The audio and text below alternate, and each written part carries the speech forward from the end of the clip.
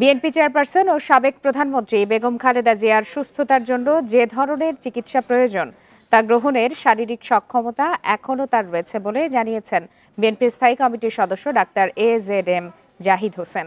তাই খালেদা জিয়ার শারীরিক পরিস্থিতিকে কেন্দ্র করে কোনো রকম গুজব ছড়ানো বা কান না দিয়ে দেশবাসীকে ধৈর্য ধরার আহ্বানও জানান তিনি।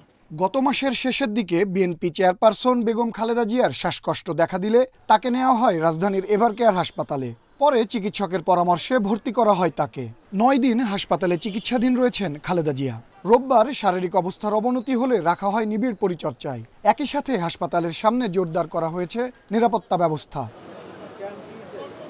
তারপরও প্রতিদিনের মতো বুধবার সকালেও হাসপাতালের সামনে ভিড় করেছেন নেতাকর্মীরা, প্রার্থনা করছেন প্রিয় নেত্রীর সুস্থতায়। কিন্তু মনটা মানে না, অনেক অস্থির লাগতেছে আমাদের কাছে, কেমন জানি অন্যরকম হাহাকার মনটা। বেগম খালেদা জিয়া উনি সুস্থ হয়ে উঠুক, সুস্থ হয়ে আমাদের মাসে আসুক, আবার আমাদেরকে দিক নির্দেশনা দেব। দুপুরে খালেদা জিয়ার ব্যক্তিগত চিকিৎসক ও বিএনপির স্থায়ী কমিটির সদস্য ডাক্তার AZM জাহিদ হোসেন গণমাধ্যমের কাছে খালেদা জিয়ার শারীরিক অবস্থা নিয়ে ব্রিফ করেন।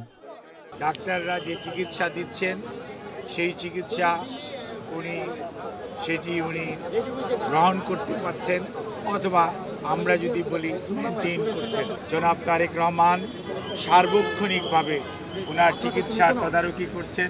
তিনি আরও বলেন, দেশি বিদেশি চিকিৎসকদের পরামর্শে চিকিৎসা চলছে। কোনো রকম গুজবে কান না দিয়ে দেশবাসীকে সংযম প্রদর্শনের অনুরোধও জানান তিনি। সর্বোচ্চ সংযম প্রদর্শন এবং সেই সাথে কোনো ধরনের গুজব ছড়ানো এবং গুজবে কান না দেওয়ার জন্য বিনীতভাবে পরিবারের পক্ষ থেকে, দলের পক্ষ থেকে আপনাদেরকে আমরা অনুরোধ করছি।